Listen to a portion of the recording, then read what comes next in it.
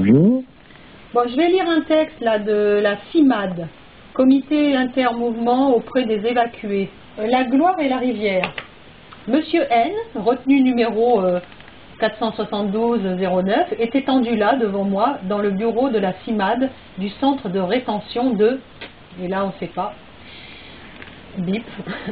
Dehors, un gamin court pour rejoindre ses copains sur le terrain de foot. L'entraînement commence à 17 h et il est en retard. Dehors, une mère de famille, 5 enfants en orbite, rentre des courses. Sa petite fredonne la Marseillaise comme elle fredonnerait une comptine. La mère, agacée, lui dit « Fatou, arrête de chanter ça ». Et la petite de répondre « Mais maman, c'est une nouvelle chanson que la maîtresse nous a apprise ce matin ».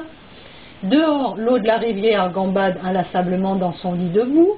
Monsieur N est au centre de rétention depuis de longues semaines déjà. Il aura peut-être été le 20 millième sans-papier interpellé de l'année. Un petit poisson dans le Pacifique. Inquiet dès le premier jour, il a demandé à me voir tous les matins. Chaque jour, il a eu besoin d'une nouvelle idée, d'un nouvel espoir pour se tenir debout.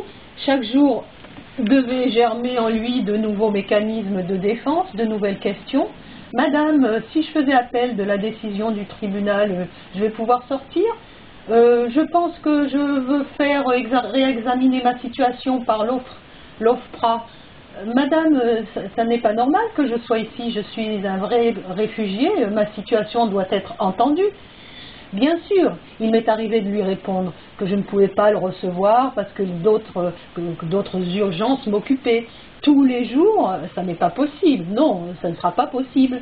Dans son regard alors, toujours la même question. Qu'y a-t-il de plus urgent que ma vie? À chaque entretien, il se présentait le poing serré sur son PV d'interpellation et sur sa peur. Ce mardi-là, la greffière, rangée au pied et équipement de rigueur à sa taille de guêpe, galope à travers le couloir, escalade les marches qui mènent à la zone de vie des retenus. Elle vient annoncer à monsieur N que le consulat a délivré un laissez-passer sans même le rencontrer et qu'il prendra son avion dans 2 jours. Elle pousse la lourde porte qui retombe aussitôt comme un marteau sur une enclume. Même la porte prévient au mieux toute fuite, tout déplacement sans autorisation, sans clé, sans escorte. La greffière crie « Monsieur N !» Pas de réponse. « Monsieur N, où êtes-vous? Eh oh !» Elle lui annonce la bonne nouvelle et s'en va. Il est 9 h 32, Monsieur N se tient debout au milieu de la cour, de quelques mètres carrés, entouré de murs desquels même la laine de verre tente de s'échapper. Au-dessus de sa tête, un filet de sécurité le sécurise. Dans les angles des caméras de sécurité le sécurisent et sont les témoins du coup qu'il vient d'encaisser. Dans 2 jours, le contribuable français y mettra de sa poche pour l'envoyer chialer ailleurs. À 9 h 33, M. N demande à voir la CIMAD. Je suis occupé, il demande encore à 9 h 40, à 10 h 30, à 11 h 43. À 13 h, il téléphone sur mon portable d'urgence. Lorsqu'il a fallu l'aider à rédiger sa demande d'asile, il avait eu la même fébrilité. Il avait cherché au grenier de sa mémoire tout ce que, jusque-là, il avait voulu effacer et fuir. Ces mots sous ma main, j'en sentais physiquement la brûlure.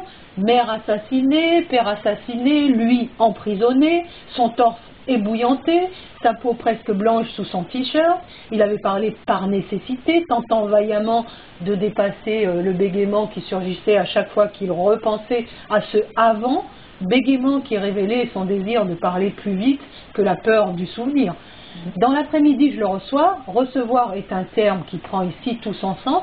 Je regarde le listing du jour, 27 noms, 27 visages, pris en photo par le flic de l'accueil. À côté du sien, je lis Roissy, 11 h 30. Je suis calme, je sais que monsieur N est un homme posé. Il a cette douceur ronde qui lui vient sans doute de sa mère rwandaise.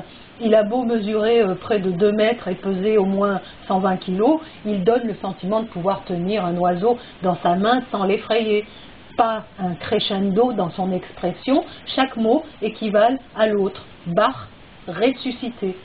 Nous parlons près d'une demi-heure, il n'y a plus rien à faire, toutes les voies juridiques ont été explorées, Tout a été rejeté, les appels, les courriers, la demande d'asile, le genre de situation où l'on se dit qu'avec ou sans droit, le résultat reste invariable. Son corps imposant n'entre pas dans le cadre du droit, semble-t-il.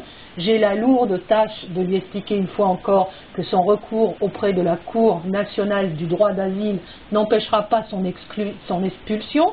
Il ne refuse pas de le comprendre, il en est incapable. Autant lui demander de condamner l'espoir. Ça n'est pas normal d'être envoyé à la mort avant d'avoir obtenu une réponse. Vous en convenez avec moi, madame, ça n'est pas correct.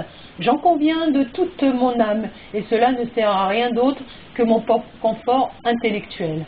Je pousse la porte d'un monde schizophrénique et me mets à lui expliquer la conséquence possible du délit qu'il va devoir commettre, puisque sa volonté ira jusqu'à mourir plutôt que de se retrouver au Congo. Il me semble que tout intervenant en rétention, dans ces instants pénibles, prend la pleine mesure de ses convictions et de la force qu'elles lui confèrent. Je lui dis, ils vous emmèneront sur le tarmac. Il faut attendre que les passagers entrent dans l'avion pour vous mettre à crier et à vous débattre. Je lui dis, cela peut aussi se passer sans heurts, un simple refus verbal et la police vous ramènera au centre. Il demande s'il sera menotté, frappé, si sa dignité sera respectée. Il demande sans demander, il ne réfléchit plus. À mesure que je lui parle, son comportement devient étrange. Il ferme les yeux et lève ses bras comme s'il s'étirait, fait craquer les os de son cou. Je ne comprends pas tout de suite ce qui lui arrive. Je l'appelle « Monsieur N, vous m'entendez, Monsieur N ?» Il ne répond pas, il ne l'entend pas apparemment, il n'entend plus. Je suppose qu'il va se mettre à pleurer ou qu'il peut éventuellement se mettre en colère. Je suis prêt à cela. La veille encore, Monsieur C s'était écroulé, surnageant à peine dans un lac de larmes brûlantes. Soudain, tous ses membres se mettent à trembler, des spasmes d'une violence pour moi inédite le traversent, sans qu'il puisse visiblement les contrôler. Il tombe de sa chaise et s'écroule sur le sol, il se retrouve à terre et se tord dans des mouvements saccadés, il hurle entre râles et sanglots. J'ai un mouvement de recul, je sais qu'il ne me fera pas de mal, mais je vois bien que la terreur le domine bien plus que son esprit ne peut le faire, qu'il est complètement dépassé. Ses pieds se prennent dans les fils de l'ordinateur, sa tête cogne le sol, ses bras claquent contre le mur, sa respiration est de plus en plus forte et s'accélère. J'ai même l'impression qu'elle pourrait s'arrêter tellement il semble suffoquer et épuiser tout son souffle, tous ses muscles. Monsieur N, retenu numéro 472-09, est étendu là, devant moi, dans le bureau de la CIMAD du centre de rétention de Bip. Le policier qui l'a accompagné dans le bureau et qui attend derrière la porte entre et me demande ce qui se passe. À voir son visage épouvanté, je comprends l'ampleur de la situation. Il se rue sur mon téléphone interne, appelle la brigade à l'aide, il appelle le greffe, le chef de centre adjoint. S'il pouvait, il appellerait sa propre mère. Très vite, le bureau est envahi, Monsieur N est au sol, toujours secoué de spasmes, des cris insensés s'échappent des profondeurs de son histoire plus que de sa gorge. 4 policiers sont autour de lui, la greffière appelle immédiatement les pompiers. Je ne sais pas quoi faire moi-même, je ne peux pas assister à cela, je ne veux pas regarder à terre, tordu comme une chenille, nu comme un ver, nu dans sa dignité. Je ne veux pas non plus le laisser seul avec eux. Ma présence empêchera leur débordement éventuel. Alors je reste là, adossé au mur. De temps en temps, j'essaye de lui parler, je m'approche de lui, je pose ma main sur son épaule, je lui frotte le dos. Monsieur N, c'est moi, vous m'entendez? C'est inutile, j'essaye de penser à ce qu'il doit à ce qui doit me protéger parce que je suis en train de glisser sur une pente dangereuse. Je me demande ce que j'ai dit et qui a pu déclencher sa crise, comme si j'en étais responsable. Mais je dois me retirer. C'est à ceux qui l'enferment d'assumer. Alors, je tourne la page.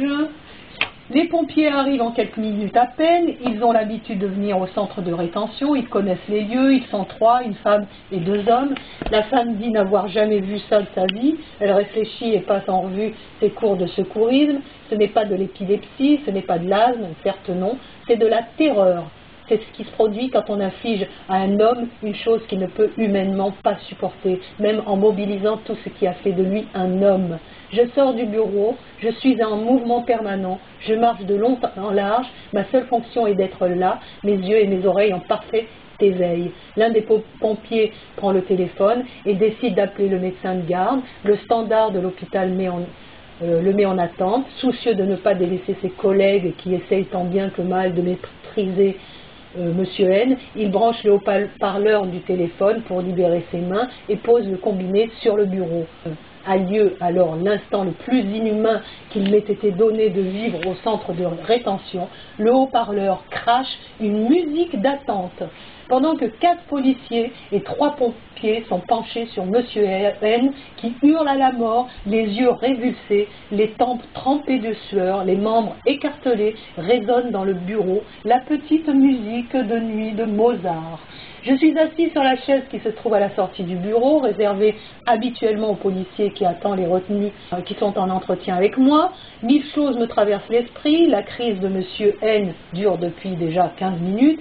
15 gigantesques minutes, ma pensée se dilue dans l'atmosphère, retient bien tout ce qui se passe pour en témoigner dans le détail, pour en témoigner jusqu'à ce que la sidération se répande et que les foules se lèvent. Je me dis que l'administration m'a volé Mozart pour toujours et que je ne pourrai jamais plus écouter cette foutue musique sans entendre les hurlements déchirants de ce Monsieur N. À côté de moi, l'un des policiers se tient debout, le teint rouge et bouillonnant de remise en question. Il a le visage qu'ont les gens aux enterrements ou à l'église pendant que la sainte scène, oui, cela me rappelle la mine recueillie et incompréhensible qu'avaient les adultes que je voyais petites se tenir en cercle autour de la table pour manger gravement ce morceau de pain qui au fond n'était rien d'autre qu'un simple morceau de pain.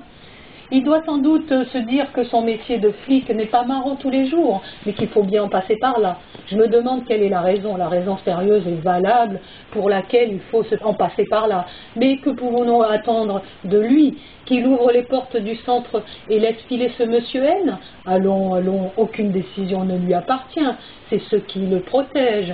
Les pompiers sont toujours en train d'essayer de calmer Monsieur N. L'un d'eux me demande son prénom, peut-être me dit-il qu'il a besoin de familiarité. Il s'appelle La Gloire, lui répondis-je. Je crois bien que cela provoque un léger rire chez le policier, tout léger, juste une petite bouffée d'air expectoré sans penser à ramal. Convenons qu'aucun auteur m'aurait inventé de nom plus à propos.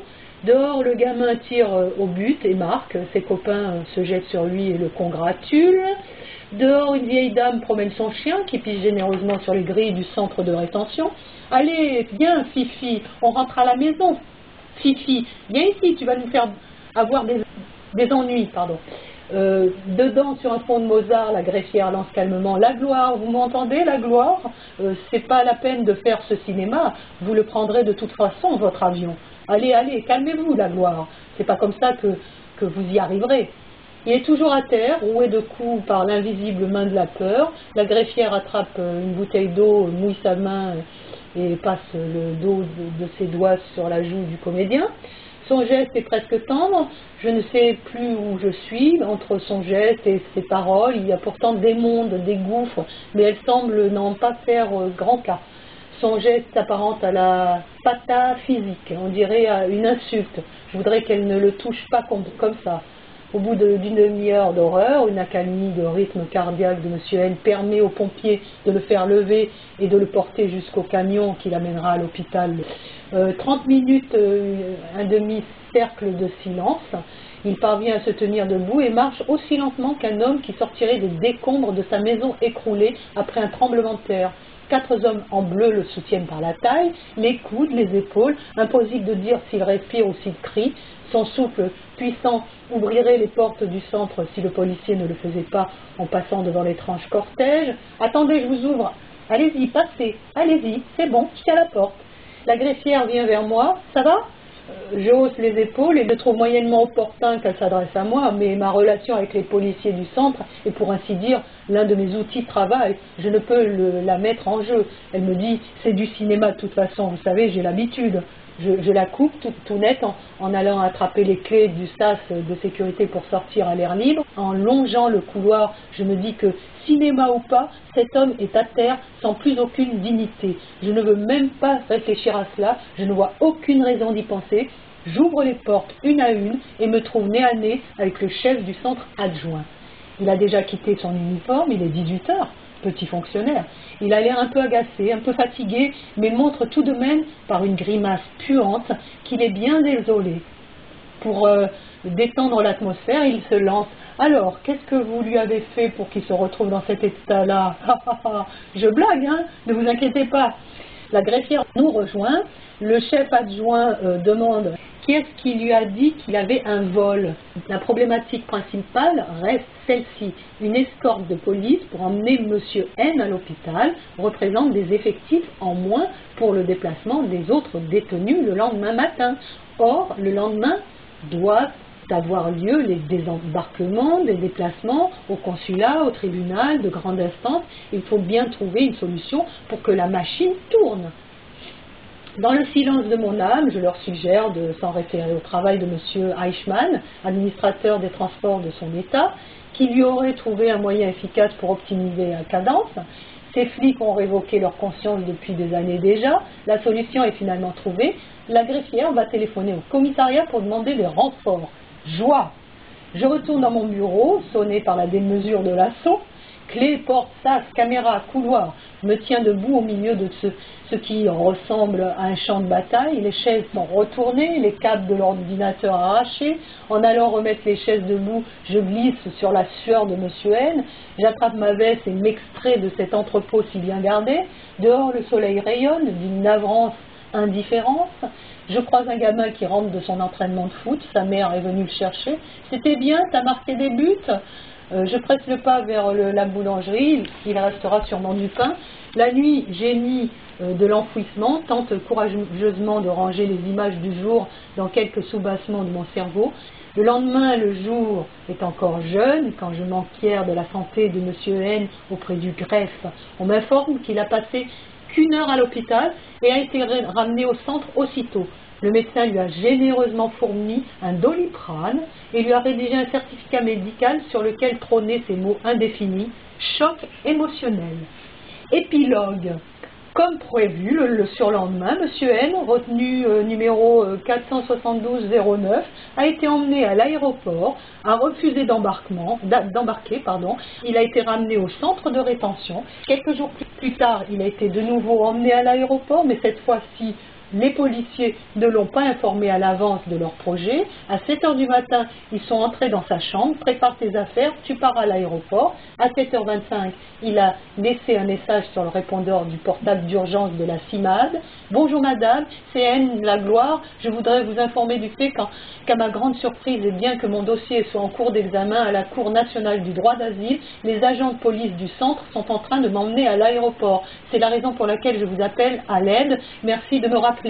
Avec un peu plus de temps, il aurait ajouté « salutations respectueuses ». Il a de nouveau refusé d'embarquer. Avec son corps et de tout son être, chaque refus donne un effet, disait le poète. Les passagers de l'avion, choqués de ses cris et de sa situation, ont refusé de s'asseoir sur leur siège, ont fait une quête et lui ont remis la somme de 1400 €. Ainsi, c'est les poches remplies de billets qu'il a été déféré à Bobigny, où le juge a décidé de ne pas l'envoyer en prison, mais lui a donné une peine d'interdiction du territoire français d'une durée d'1 an.